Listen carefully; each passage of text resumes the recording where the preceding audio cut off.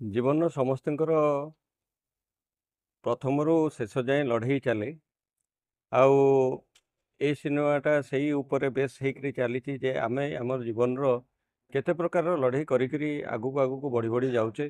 ଆଉ ତା ଦେହରେ କେତେଟା ଜିତ୍ ବି ହେଉଛି, କେତେଟା ହାର ବି ହେଉଛି। ଆଉ ସେଇଥିରେ ଆମର ନୂଆ ଚରିତ୍ରମାନେ ଯେଉଁମାନେ ଅଛନ୍ତି ସେଇଥିରେ ତାଙ୍କର ଡିଫରେଣ୍ଟ ଡିଫରେଣ୍ଟ ରୋଲ୍ସ ଆଉ ଆକ୍ଟିଭିଟିଜ୍ ତା ଭିତରେ ଦେଖା ହେଇଛି। କାହାର ଭଲ ହେଉଛି, କାହାର ମନ୍ଦ ହେଉଛି, କାହାର ଅତି ଦୁଃଖରେ ସେମାନେ ରହୁଛନ୍ତି, ଆଉ କେଉଁମାନେ ବେସ୍ କରିକିରି ଚାଲୁଛନ୍ତି ତା ଉପରେ। ଆମର ଭାଗ୍ୟର ଲଢ଼େଇଟା କାହାର କେତେବେଳେ ଯାଉଛି କେହି ଜାଣିପାରୁନାହାନ୍ତି। ସେଇ ଉପରେ ଆମେ ଆଧାରିତ କରିଛୁ ଏଇ ମୁଭିଟା, ଯେଉଁଟାକି ଗୋଟେ ଭିନ୍ନ ପ୍ରକାରର, ଆଉ ଏଇଟା ବ୍ରହ୍ମପୁର ଷ୍ଟୋରି ଉପରେ ଆଧାରିତ, ରିଅଲ୍ ଷ୍ଟୋରି ଉପରେ ଆଧାରିତ, ଯେଉଁଟା ଆମର ଭରଦ୍ୱାଜ ପଣ୍ଡା ଲେଖିଛନ୍ତି। କେତେଟା ସାଙ୍ଗମାନଙ୍କୁ ନେଇକରି ଏଇଟା ପିକ୍ଚରଟି ହେଇଛି। ଆଉ ତା ସାଙ୍ଗରେ ଆମର ଯେଉଁ କ୍ୟାରେକ୍ଟର୍ସ ଗୁଡ଼ା ବି, ଅନ୍ୟମାନେ କ୍ୟାରେକ୍ଟର୍ସ ଗୁଡ଼ା ବି ଯେଉଁ ଅଛନ୍ତି ବହୁତ ବଢ଼ିଆ ନିଭେଇଛନ୍ତି। ଆଉ ପିକ୍ଚରଟି ଆଶା କରୁଛି ଯେ ସମସ୍ତଙ୍କୁ ଭଲ ଲାଗିବ। ଯଦି ଦେଖିବା ଅଣ୍ଟା ଭିଡ଼ିଛି ଓଡ଼ିଆ ଫିଲ୍ମ ଗୋଟେ ପରେ ଗୋଟେ ହିଟ୍ ଦେଇ ଚାଲିଛି। ଏ ଫିଲ୍ମଟା ମଧ୍ୟ ସେ ହିଟ୍ ଲିଷ୍ଟରେ ଯିବ। ସେଇଟା ତ ମୁଁ କହିପାରିବିନି ହିଟ୍ ଲିଷ୍ଟରେ ଯିବ କି ନ ଯିବ, ସେଟା ଲୋକମାନଙ୍କ ଉପରେ ଡିପେଣ୍ଡ କରୁଛି। କିନ୍ତୁ ଜିନିଷଟା ହେଲା ଆମେ ଚେଷ୍ଟା କରୁଛୁ ଯେ ଲୋକମାନଙ୍କ ପାଖରେ ଭଲଟା କେମିତି ପହଞ୍ଚାଇବା ପାଇଁ, ଆଉ ଚେଷ୍ଟା ବି କରିବୁ ଯେ ଆହୁରି ଭଲ କେମିତି ତାଙ୍କ ପାଖରେ ପହଞ୍ଚି ପାରିବ। ତା ପାଇଁ ଆମେ ପ୍ରମୋସନ୍ସ ଗୁଡ଼ା ବି ଲାଗି ପଡ଼ିଛୁ କରିବା ପାଇଁ। ଆଉ ଚାହୁଁଛୁ ଯେ ଲୋକମାନେ ଦେଖନ୍ତୁ ଭିନ୍ନ ପ୍ରକାରର ପିକ୍ଚର ଆଜିକାଲି ବି ଆସୁଛି। ଆପଣମାନେ ଦେଖିଥିବେ ଏଇ ଭିତରେ ବହୁତ ଗୁଡ଼ିଏ ହିଟ୍ ପିକ୍ଚର୍ସ ବି ଆସିଗଲାଣି, ଆଉ ଷ୍ଟାରର ଉପରେ ଆସିଛି ଏଇଟା। କିନ୍ତୁ ତା ଭିତରେ ମୁଁ ଏକ୍ଜାମ୍ପଲ୍ ଦେବି ସାୟାରାର, ଯେମିତି ତା ଦେହରେ ଷ୍ଟାରକାଷ୍ଟ ନଥାଇକି ବି ସିଏ ବି ହିଟ୍ କରିଗଲା। ବୋଧେ ହୁଏ ଏଇଟା ବି ହିଟ୍ କରିଯାଇପାରେ।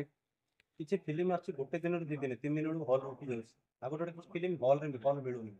ଦେଖନ୍ତୁ ତା ଉପରେ ମୁଁ ଏହା କହିବି, ତା ଉପରେ କିଛି ବି ମାନେ କମେଣ୍ଟସ୍ ଦେବାଟା ଉଚିତ ନୁହଁ। କାହିଁକି ନା ଏଇଟା ଡିପେଣ୍ଡ କରୁଛି ଆମ ଉପରେ। କାରଣ ଲୋକମାନେ ଧରନ୍ତୁ ଆମର ମିଡ଼ିଆ ଭାଇମାନେ ହୁଅନ୍ତୁ କି, ତାଙ୍କର ବହୁତ ସହଯୋଗ ବି ରହୁଛି ମିଡ଼ିଆ ଭାଇମାନଙ୍କର।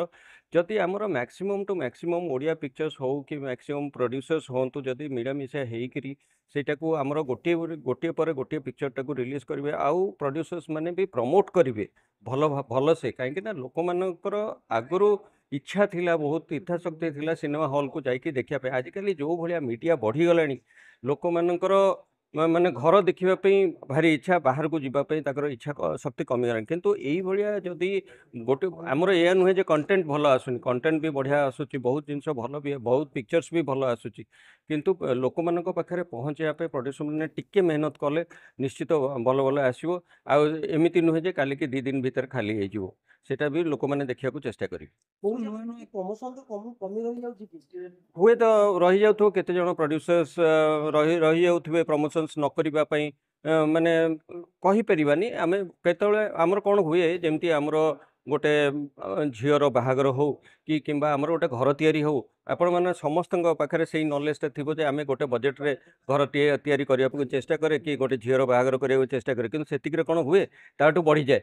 ସେଇଭଳିଆ ଏଇ ମୁଭିର କ୍ଷେତ୍ରରେ ବି ସେଇଭଳିଆ ଜିନିଷଟା ହୁଏ। ଆମେ ଗୋଟେ ଏକ୍ସପେକ୍ଟେସନରେ ଥାଉ, ତାପରେ ଯେତେବେଳେ ବଜେଟଟା ବଢ଼ିଯାଏ, ହୁଏତ ଆମେ ପକେଟ୍ ସର୍ଟରେ ପହଞ୍ଚି ଯାଉ, ଯେଉଁଟାକି ପ୍ରମୋସନ୍ସ ପାଇଁ ଭଲ ଯାଇପାରୁନି। ଚେଷ୍ଟା କରୁଛୁ ଯେ ଆମେ ଆସ୍ତେ ଆସ୍ତେ ଭଲ ପ୍ରମୋସନ୍ସ କଲେ ବି, ଲୋକମାନଙ୍କ ପାଖରେ ଭଲ ଭଲ ଜିନିଷ ପହଞ୍ଚିଲେ ବି କାଲିକି ହିଟ୍ ହେଇ ଚାଲିବ। ଆଉ ସମସ୍ତଙ୍କର କଣ୍ଟେଣ୍ଟ ଭଲ ଆଜିକାଲି ରହୁଛି।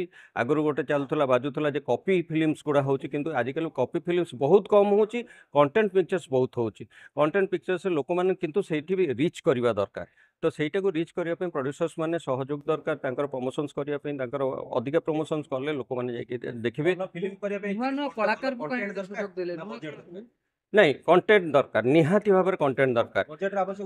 ବଜେଟରେ ତ ନିହାତି ଆବଶ୍ୟକ। ବଜେଟରେ ଆଜ୍ଞା, ବଜେଟରେ ଗୋଟେ ଆମେ ଛୋଟ ପେନ୍ଟେ ବି କିଣି ପାରୁନେ।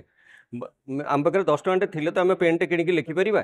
ତ ତେଣୁକରି ବଜେଟ୍ ତ ନିହାତି, କିନ୍ତୁ କଣ୍ଟେଣ୍ଟ ଉପରେ ଯେଉଁ ଭଳିଆ ଯାହାର ପକେଟ୍ ରହୁଛି ସେଇଭଳିଆ ସେ ବଜେଟରେ କଣ୍ଟେଣ୍ଟ କରୁଛି। ଫିଲ୍ମ ଆସିଛି କମ ବଜେଟରେ ହାଇଲାଇଟ୍ ହେଇଛି, ମାନେ ଫିଲ୍ମ ବହୁତ। ହଁ, ସେଇ ଜିନିଷଟା ମୁଁ ଆପଣଙ୍କୁ କହିଲି, ସାୟାରା ବହୁତ କମ୍ ପଇସାରେ ହେଇଛି, କିନ୍ତୁ କମ୍ ପଇସାରେ ହେଇକରି ତାର ରୋଜଗାର ଅଧିକା ହେଇଛି।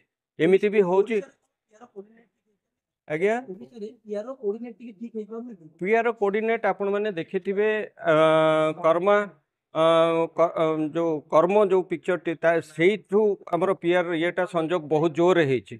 ତ ତେଣୁକରି ସେଇଥିରେ ଆପଣ ଜାଣିପାରିବେ ଯେ ତାପରକୁ ଯୋଉ ପ୍ରମୋସନ୍स ଗୁଡ଼ା ହେଉଛି ବହୁତ ଭଲ ଭଲ ପ୍ରମୋସନ୍ସ ଗୁଡ଼ା ହେଇକରି ବି ପିକ୍ଚର୍ସ ଗୁଡ଼ା ଚାଲୁଛି। ସେ ନୂଆ ନୂଆ କଳାକାରକୁ ସୁଯୋଗ ଦେଲେ, ନୂଆ କଳାକାରକୁ ନେବାକୁ କାହିଁକି ଚାହିଁଲେ? ଆକ୍ଚୁଆଲି ଦେଖନ୍ତୁ ଆପଣ ନିଜେ ଏବେ କହିଲେ ଯେ ଆଜ୍ଞା ନୂଆ ପିକ୍ଚର ନୂଆ କଳାକାର ଆସୁଛନ୍ତି ସେଇଟା କେମିତି ହିଟ୍ ହେଉଛି, ତ ଆମେ ବି ଗୋଟେ ଟ୍ରାଏ ନେବାରେ କ'ଣ ଅସୁବିଧା ଅଛି ଆଚ୍ଛା, ସେଇଥିରେ? ଯଦି ନୂଆ ଆମେ ନେଇକରି କରିବା ନୂଆ ମାନେ ନୂଆ ରହୁଛି। ନାଇଁ ନାଇଁ ଶୁଣନ୍ତୁ, ପୁରୁଣା କଳାକାର ବି ଚାଲୁଛନ୍ତି, ତା ସାଙ୍ଗରେ ନୂଆ କଳାକାର ନଗଲେ ଆଗକୁ ଚାଲିବେ କେମିତି? ନୂଆ କଳାକାର ମାନଙ୍କୁ ନେଇକି ଆପଣ ଗୋଟେ ରିସ୍କ ନେଇଛନ୍ତି, ଆପଣଙ୍କୁ ଲାଗୁଛି କି ଲୋକମାନେ ଭଲ ପାଇବା ଦେବେ? ଆମେ ଯଦି ଲୋକମାନଙ୍କ ପାଖରେ ଠିକ୍ ସେ ରିଚ୍ କରିବା, ଲୋକମାନେ ଯଦି ଆମକୁ ପସନ୍ଦ କଲେ ପିକ୍ଚରଟା ରିଲିଜ୍ ପୂର୍ବରୁ, ନିହାତି ଭାବରେ ସେମାନେ ଆକ୍ସେପ୍ଟ କରିବେ। ଫିଲ୍ମର ନାଁଟି ରହିଛି ଲଢ଼େଇ, ଆକ୍ସନ ମୁଭି ରହିଛି କି? ଆଜ୍ଞା ଆକ୍ସନ ମୁଭି ରହିଛି କି? ଏଥିରେ ଆକ୍ସନ୍ ଅଛି, ରୋମାଣ୍ଟିକ୍ ଅଛି, ଆପଣଙ୍କର ଇମୋସନ୍ସ ଅଛି, ସବୁ ପ୍ରକାରର ଅଛି ଏଠି।